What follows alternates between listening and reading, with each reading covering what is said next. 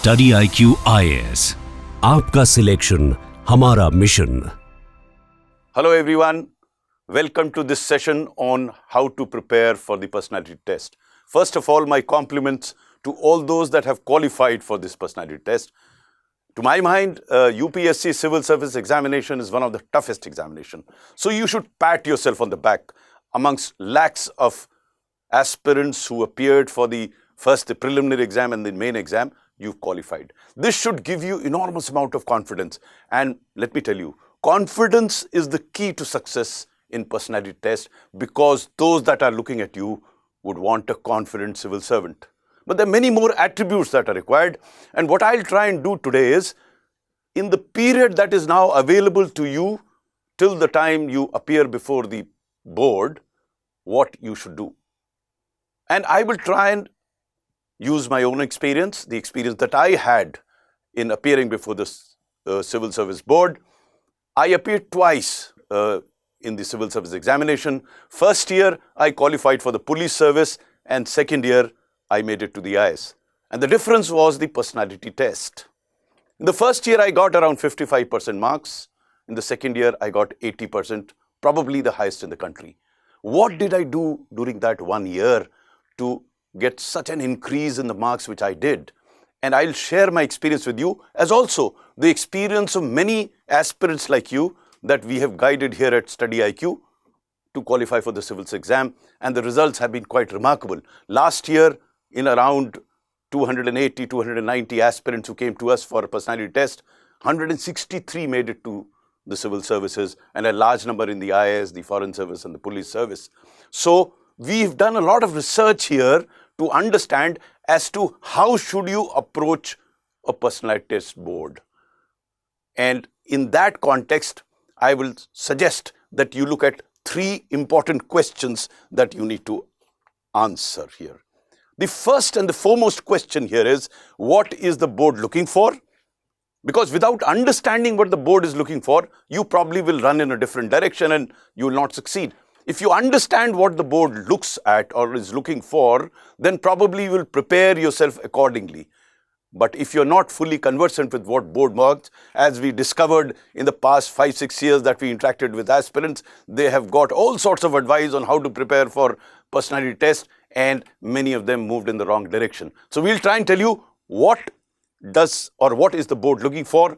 The second is, once you know what the board is looking for, how do you go about preparing yourself? You know, you've reached this distance and this is the last hurdle. What changes or what new things that you have to learn, or maybe hone your existing skills to qualify and to do well in the personality test? And finally, on the day of the interview or on the day of the personality test, how should you conduct yourself? What should you wear? How should you enter? All these things are very important. You should not be conscious of it, but if you get into the practice of doing what you got to do, then it will become your second nature and you will do it very naturally. So let's take these questions one by one. Let's look at what the board is looking at. This is very important because whether in the private sector or public sector or talking to your dad or your friends, you are trying to market your ideas or product or service. That's what you're doing. And in doing that, whether in the private sector or otherwise, you look at what exactly does the person want. If they want a black color, you will try and create that black color. If they want a particular taste, you create that taste. But without knowing what the person wants, you can't prepare your own stuff and say, he will like it. You have to prepare the stuff or prepare yourself in a manner that you are able to present yourself so that that person starts liking you or your ideas. So that's what we are looking at. And what are they looking at? First thing to understand is that this is not an interview. It's a personality test. What is the difference? In interview, they are primarily seeking your understanding, your knowledge. They may even grill you. But in a personality test, the UPSC is actually trying to get the best out of you. So there will be very rare occasions where we will try and grill you, because they are trying to know what is the best part of you. And there are a number of aspects that emerge out of this understanding of what board wants from you. If you don't know an answer, in an interview, probably it will be held against you. But in a personality test, as I'll explain later as well, that a no shows your integrity, that you're not fibbing. You have the courage to say that you don't know. So that's the difference between personality tests. They're looking at overall persona of you, overall personality of yours, rather than only knowledge or your ability to express. Of course, these are very important constituents even in personality, but that's not the only evaluation they're doing. So as I said earlier, don't be too hassled about being pushed to a wall, pushed to a corner. Normally, this doesn't happen. Very rarely would you find a member on the board asking you or pushing you to a corner. They will make you very comfortable. That's been my personal experience. That's been experience of a large number of aspirants who came back to us after having given the personality test and gave their feedback that they make you very, very comfortable. So don't be nervous at all. If you have this in mind that they are not going to push you to the wall, it will give you enormous amount of confidence. So it's a personality test. There are certain personality traits they are looking at. They are not looking at your knowledge only. In fact, knowledge has already been tested in your written examinations. So they're not actually looking at your knowledge. They are more looking at your understanding of issues. And that's a part of your personality. They're also looking at how is your articulation? How do you express yourself? Because so far, you have only been reading and writing.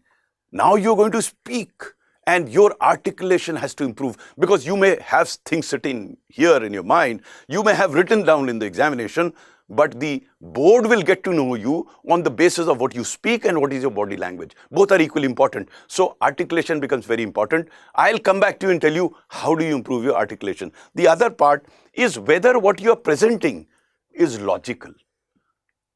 One argument flows from the other. If it is not logical, then just speaking or just articulating doesn't help. So you have to be logical. Whether you are reasonable in your approach. That's another very important aspect, that if you are not reasonable in your presentation, if you make an unreasonable statement and you try and defend it, it will go against your personality, and there has to be coherence, meaning thereby you can't say one thing and say another thing in the same breath.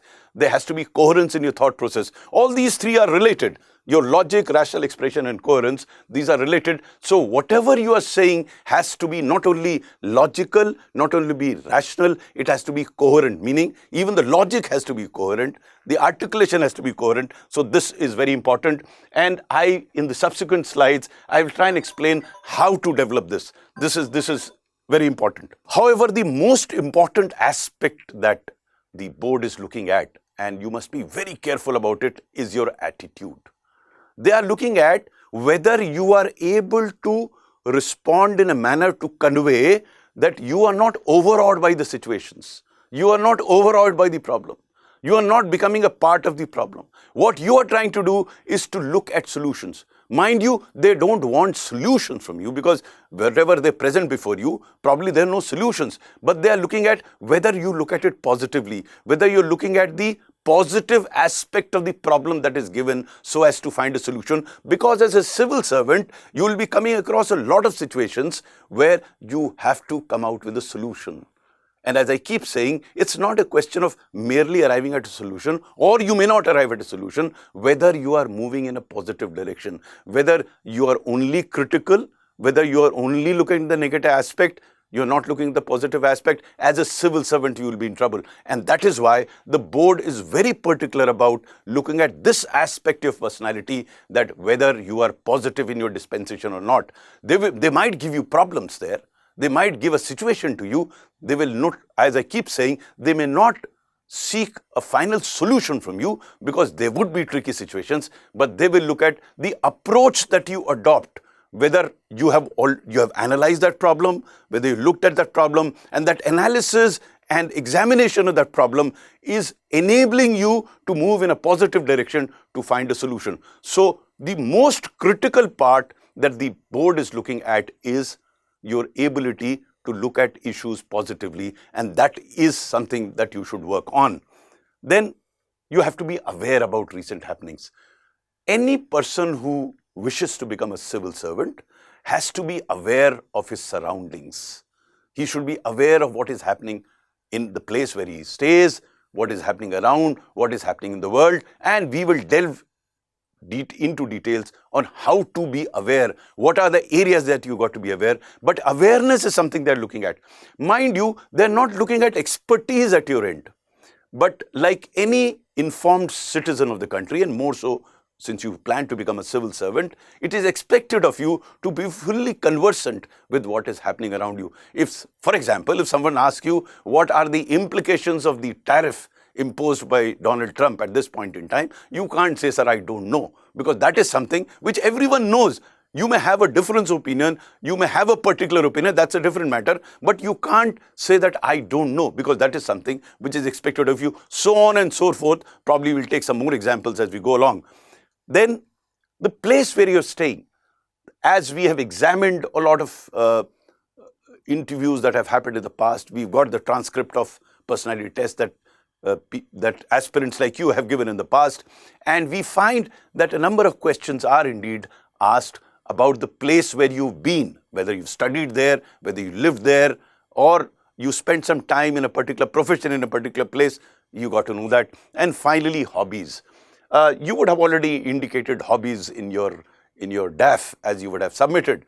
Now, we must understand the difference between hobbies and a profession. Hobby is something which you do when you are free, when you have free time. So you're not supposed to be an expert in that area, but certainly you would know more than a person who just heard that word. So if you say you are fond of reading, then you can't, if someone asks you which is the last book that you read, you can't say I don't remember, because that you ought to remember which book you read or who's your favorite author. These are the logical questions that come out of it. In due course, as we take more and more sessions here at StudyIQ, we'll go into the DAF details and see what sort of questions are asked. But as of now, I'm only suggesting that you must brush up your understanding of your hobbies. If you don't know the details of what your hobby is, it doesn't really matter, but you should know more than a common man on that particular aspect or that particular hobby. This, to my mind, is a fundamental principle, and many of those that appear in the personality test are nervous because they think they do not have a detailed knowledge. As I mentioned earlier, they have already tested your knowledge before. The knowledge part has been tested in the written examination. They are no more testing your knowledge. And that is why I keep saying you must understand the difference between awareness and knowledge. You should be aware and some details of it, but you don't have to become expert at that. Your knowledge is not being tested, and this is very important, because if you start believing that you should know everything before going personally to the board, then you could be in trouble, because I don't think you can arrive at that position where you know everything. You don't have to know everything, but you should know well what you should know, what you know. You can't have, you can't say that this is something I know and you don't know the details of it. If you know, you should know it well. If you don't know, as I also mentioned subsequently, the best answer is, sir, I don't know. And I'm telling you this because in the second year, when I gave my examination, almost 20 to 25% questions that were asked of me, I said, I don't know, sir. And I got wonderful marks. So it is not material. If you say no to it, it actually reflects your integrity, that, as I mentioned earlier, you have the courage to admit that you don't have knowledge in that particular area, and that will not be held against you.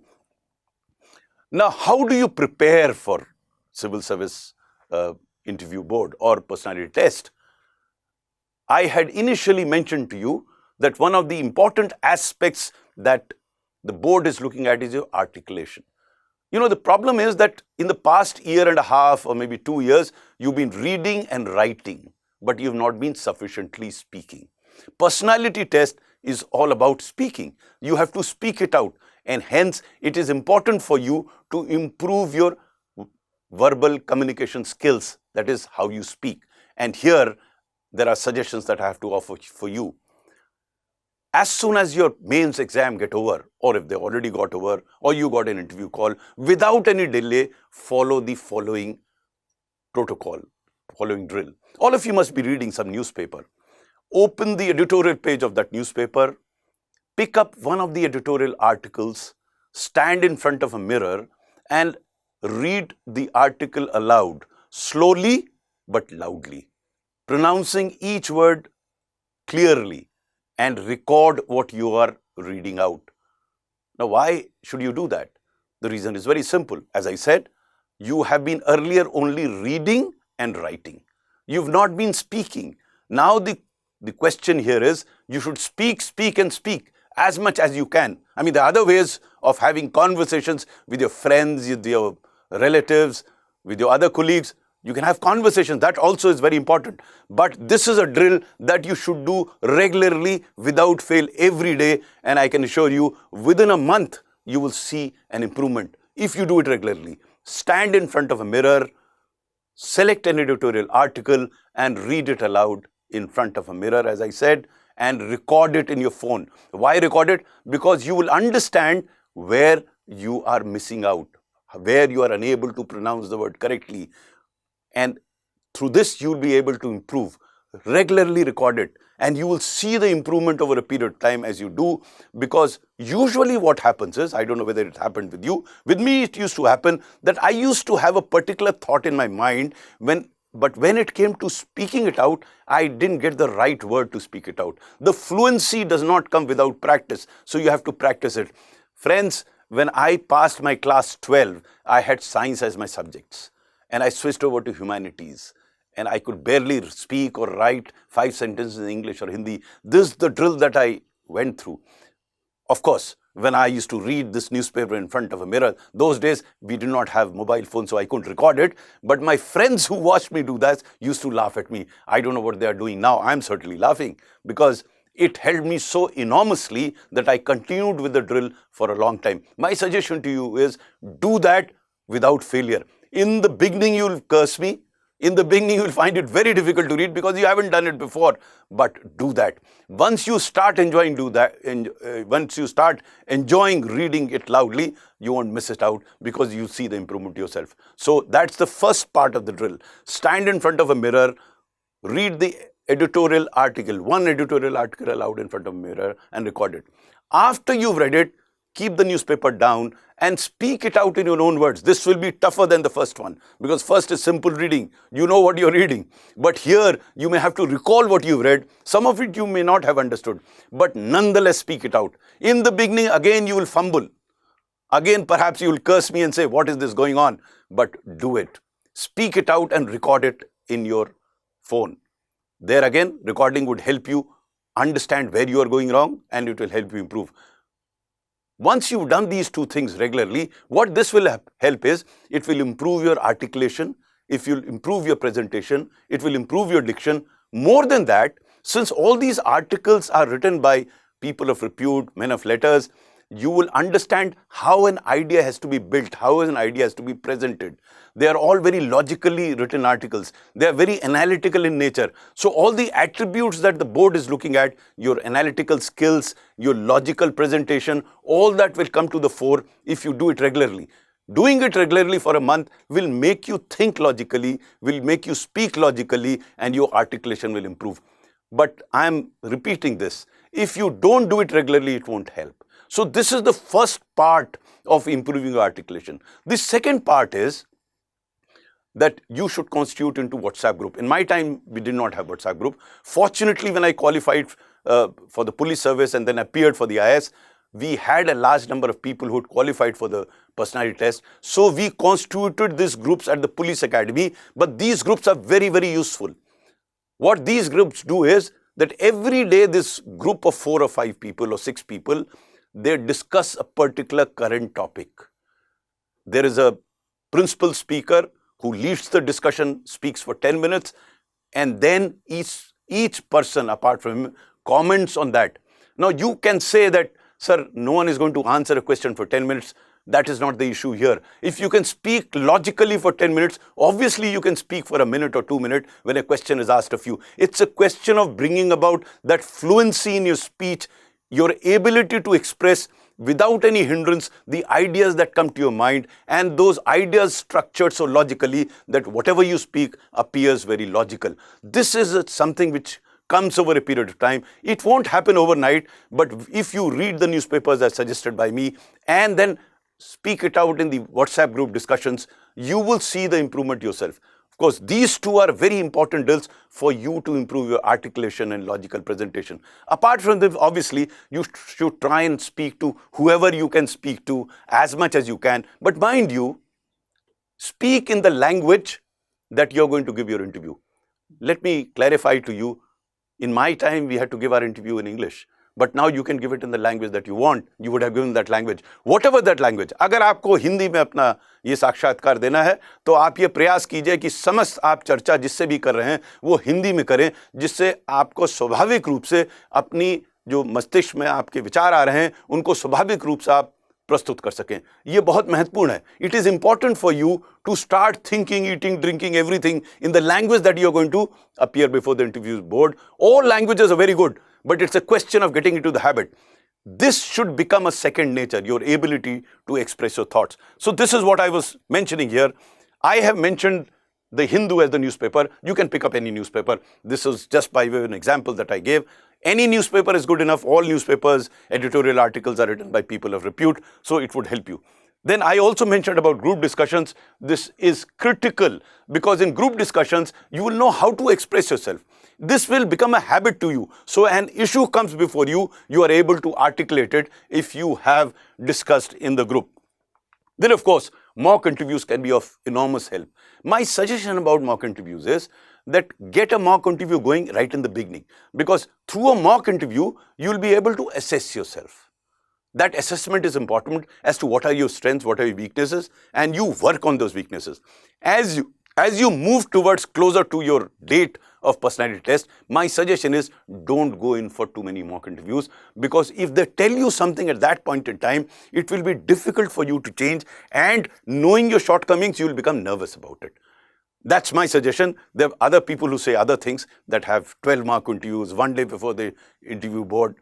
My personal view is have mock interviews in the beginning to make an assessment. To my mind, mock interviews basically to make an assessment of yourself. If the people who are interviewing you have an understanding of individual, they probably will be able to point out what exactly is going wrong. Here in StudyIQ, we would be having mock interviews, but apart from that, I will be holding one-on-one session with the aspirants.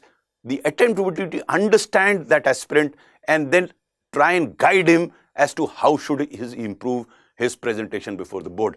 This is much more individual than something in a group. So at StudyIQ, we will have this provision of aspirants who are desirous of interaction with me. I will be taking on one-on-one session. These could be virtual sessions. This could be actually physical sessions. So last 3 years, I've been having both physical interaction with individuals as well as virtual interaction. I would be personally available to all those that seek guidance, and we will start this free guidance program very soon. It is all free. No one has to pay anything for that. But if you want to seek that guidance, you will have to fill a particular form. We will announce it in the social media. You fill that form, and then we will guide you. There are a number of assistance, a lot of assistance that we provide apart from mock interview, as well as one-on-one guidance from me.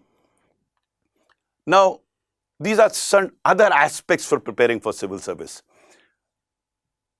Study the details of the hobbies that you've given. As I said, you don't have to become an expert, but you must know some fundamental information about that. Actually, hobby is something which interests you, which you like, okay? But when you like something, you better know a bit more than a usual man on the street about that. So if you, as I said, reading or music, if you give music as a hobby, then you should know something about the music. You may not have the detailed understanding of various rags. You don't have to have that, but you should know the difference between, say, a northern classical music or Carnatic music or Western music. If you have given music as a hobby, some additional knowledge will certainly be required of you. Similarly, places of stay, where you're staying. If you're staying in, say, if you stayed in Varanasi or Bhopal or Mumbai, you should know what are the issues that afflict that area. Any common citizen should be aware of the problems in the area that they live, or for that matter, anything in the current news. If it's happening, something has happened in the recent past, you are expected to know a bit more than the man on the street. So you better brush up your understanding of the recent events relating to the place that you're staying or the places you would have stayed earlier. So probably if you've done your engineering some place and some event has happened there, then it is expected that you should be aware of what is happening in the place where you studied. I keep saying it's a question of awareness. You should be aware of your surroundings, the current surroundings and surroundings of the places where you spent some time, whether by way of education or profession. There's another thing. If you are in an existing profession and you are switching over to civil service, or you are in one civil service and switching over to another civil service, like I switched over from police to the IS, I had anticipated this question that they would ask me, why do you want to switch over from police to the IS?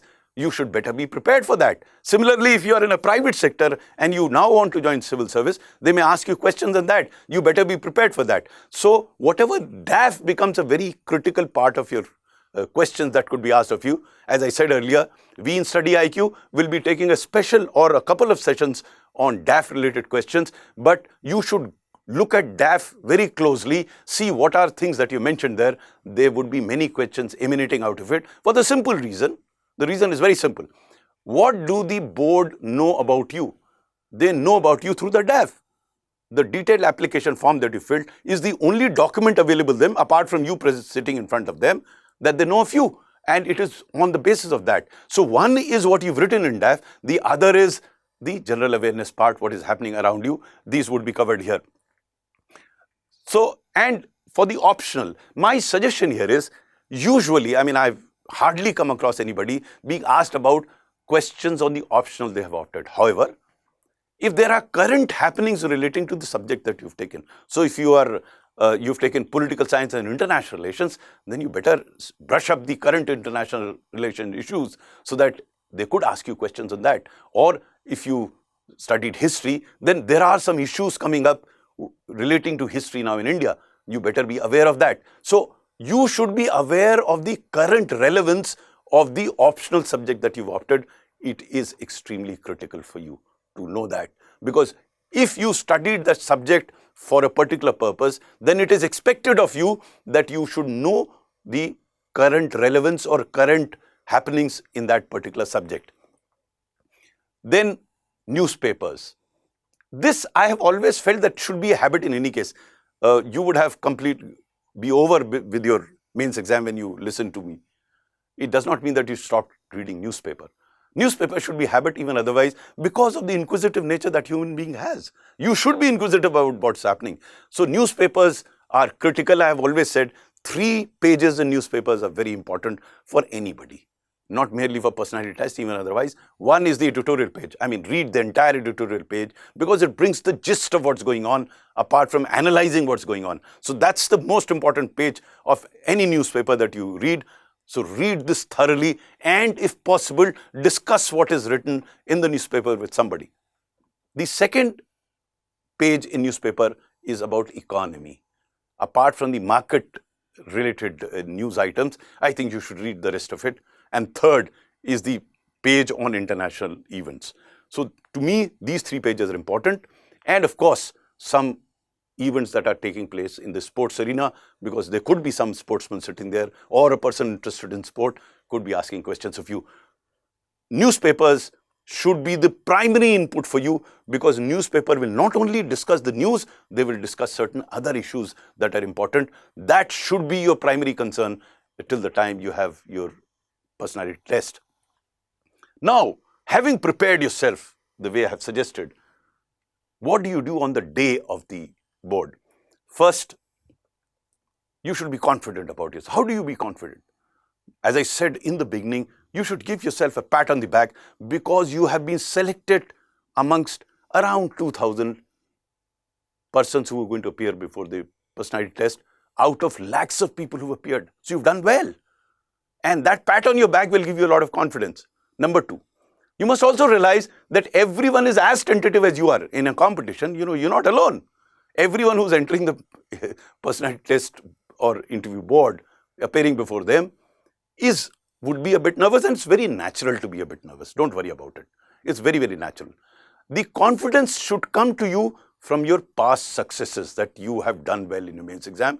And I would also like to inform you, not that you're not going to qualify, most of you, or at least 1/3 of you will certainly qualify, who appear this year or year thereafter. The rest of them, everything is not lost.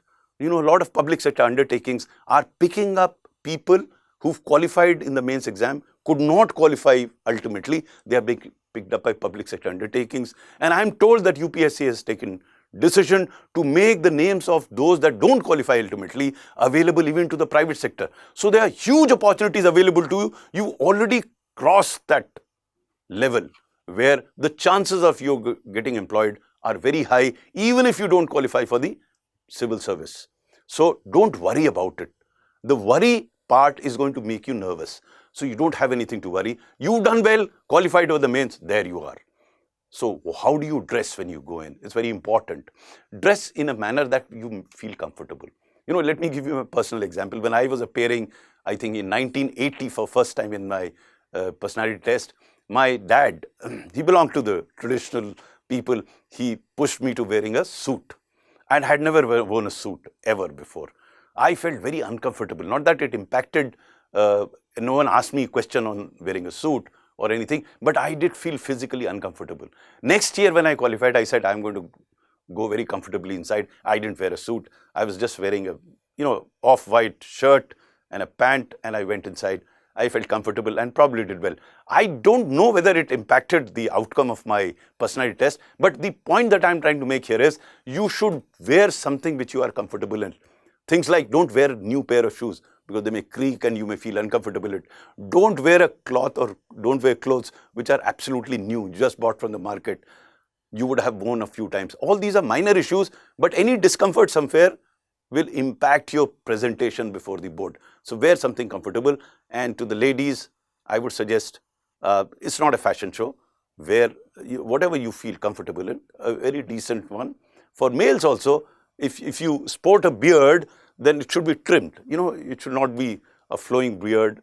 If you have a typical hairstyle, which is these days, I don't know, variety of hairstyles have come. My suggestion is go with a normal hairstyle.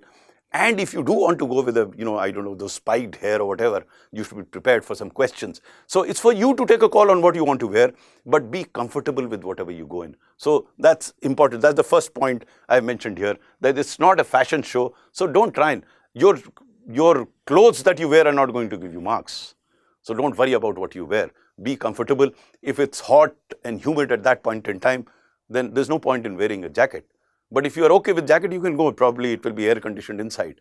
So that's fine. But be comfortable in whatever you are wearing. Then the second part is extremely important.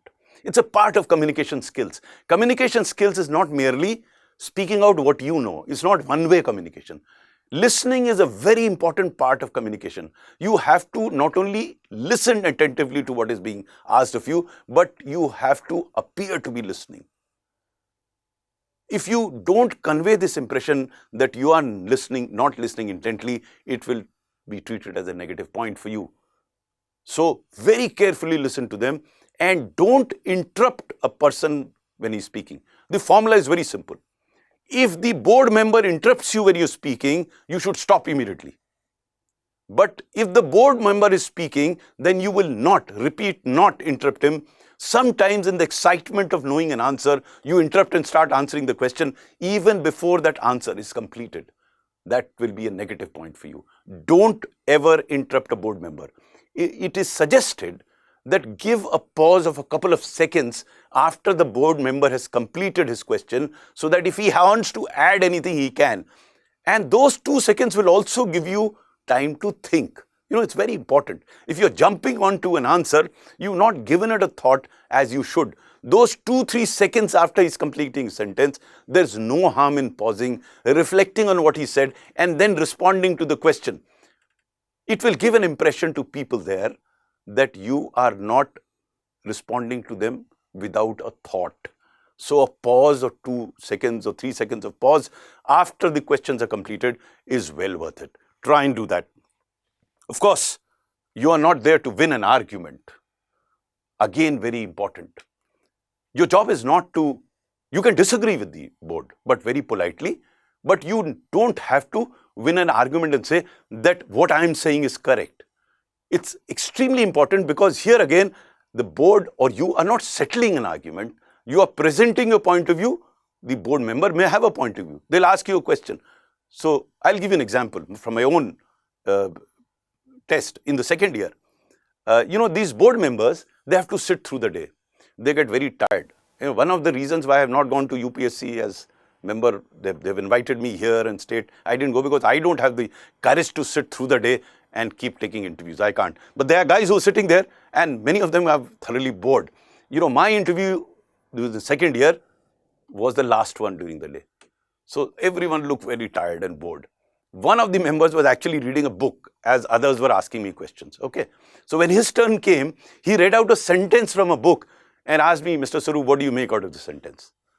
So when he completed his sentence, I said, sir, I don't know the background of this statement, so it may not be appropriate of me to answer that question. He said, no, you answer it the way you want to, so I answered it. When I answered it, he said, no, but the book has a different point of view. So I said, sir, that's precisely what I was saying. My humble request is, sir, I cannot respond to a question unless I know the background. If I would have read the book, probably I would have answered your question in a better manner. But this is my point of view based only on reading of what you said. So the point that I'm trying to make here is, board members will ask you all sorts of questions. They will not grill you, but they may ask you any sort of question.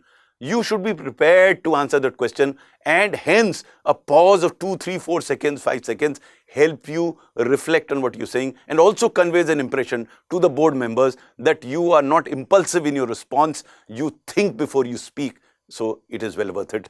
Certainly not try and win an argument, because every issue which is not settled so far in the society will be discussed or could be discussed. If that is discussed, then how can you, as a youngster of say 25, 26 years, have an argument with a person there? You may have a point of view, present your point of view firmly and politely, but don't try and win that argument, because every issue, there could be different point of view. In subsequent sessions that we'll take, I will be discussing sensitive questions that could be asked of you and how should you respond to them. You should make up your mind in a manner that you don't unnecessarily end into, so to say, a quarrel with the board member, because you're not settling issues there. You are just stating your point of view. You can say, sir, you may be right, sir, but this is what I feel based on the facts that are on my command or the knowledge that I have on the issue. So you can concede that point. It does not mean that you're flippant or you're not sure of yourself. You're merely conceding that you appreciate somebody else's point of view, and that's a very positive attitude in one's personality. Then, first point, critical. Never guess a fact. Either you know a fact or you don't know a fact. If the board member contests the facts that they give you, then you can politely say, sir, this is what I read, but maybe I could be wrong. I read it long ago and may be wrong. By saying that, you're not conceding his point, or you're not appearing to be flippant, or you're not appearing to be unsure. You are saying what you said, but you appreciate the point of somebody else. So facts cannot be guessed. Now, sometimes the board members will ask you, okay, guess. Then you guess, but not on your own. Sir, I think this is it. No, it doesn't work. For fact, you don't think. For opinions, you can think. But fact is a fact. Either you know it or you don't know it. You don't think a fact, you know a fact.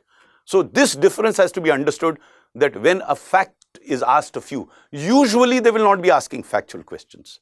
Usually they are not asked. But if they do ask you, answer only if you know the facts. Don't try and guess that until you're asked to guess that fact. The second part is more critical, is the opinion part. There you can have a different opinion. Opinions could be different. Board member may have a different opinion. You may have a different opinion. If you have the reasons for having that opinion, mention them.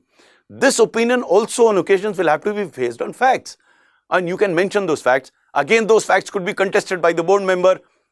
You can politely say, sir, this is what I understood. This is what I read. I may be wrong. There's no harm in saying that. Opinions could vary. Opinions will vary. In a democracy, in a discussion, different people will have different opinions. So you can have a different opinion. But facts you cannot have. So that's what I've written here. Opinion should always be backed with facts to validate. But the second part is again crucial. At your age and seniority, you're not supposed to know the ultimate answers relating to issues, the ultimate solutions to the issues.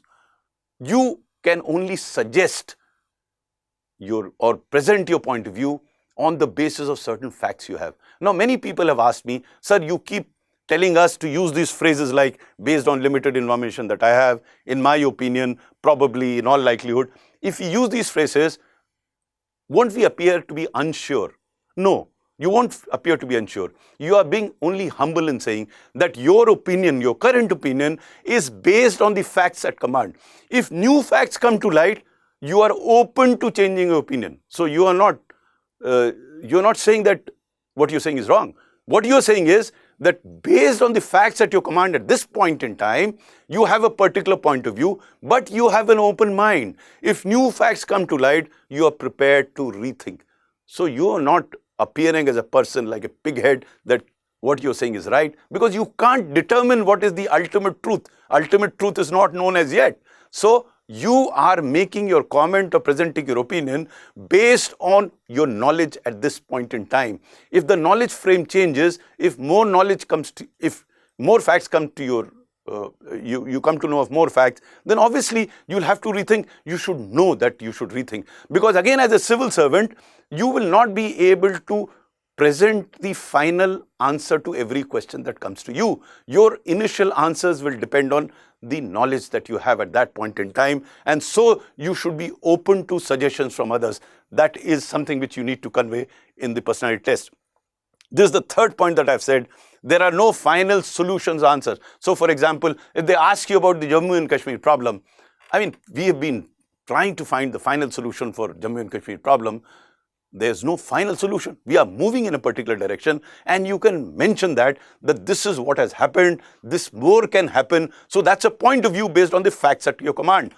The other person can say, no, J&K policy is a disaster. The third person may say, J&K policy of the government has been totally successful. So if you say, if it's partly successful or unsuccessful, you have to have arguments, you have to have facts to demonstrate or illustrate the point that you're trying to make. But there is no final answer to that. Most of the issues that afflict the country or the society do not have final solution. If they had a final solution, it would have been found. So it's not been found, and hence the discussion is on. And in that discussion, you cannot appear as a youngster saying that this is the only answer, because there is no the only answer that we have. There are a variety of answers that we are discussing and continue to discuss. So that's what I had to say. All the best to you. Enjoy yourself. Enjoy the next few days that you have before the personality test. Prepare yourself well. Talk as much as you can, because that's the key. Talk to whoever you can, wherever you can, whenever you can, because now you have got to get down to speaking as much as you can. That will give you enormous amount of confidence. The moment you are able to express the thoughts that are coming in your mind fluently, it will give you confidence and you will do well in your personality test. God bless all of you. StudyIQ IAS, आपका selection हमारा mission.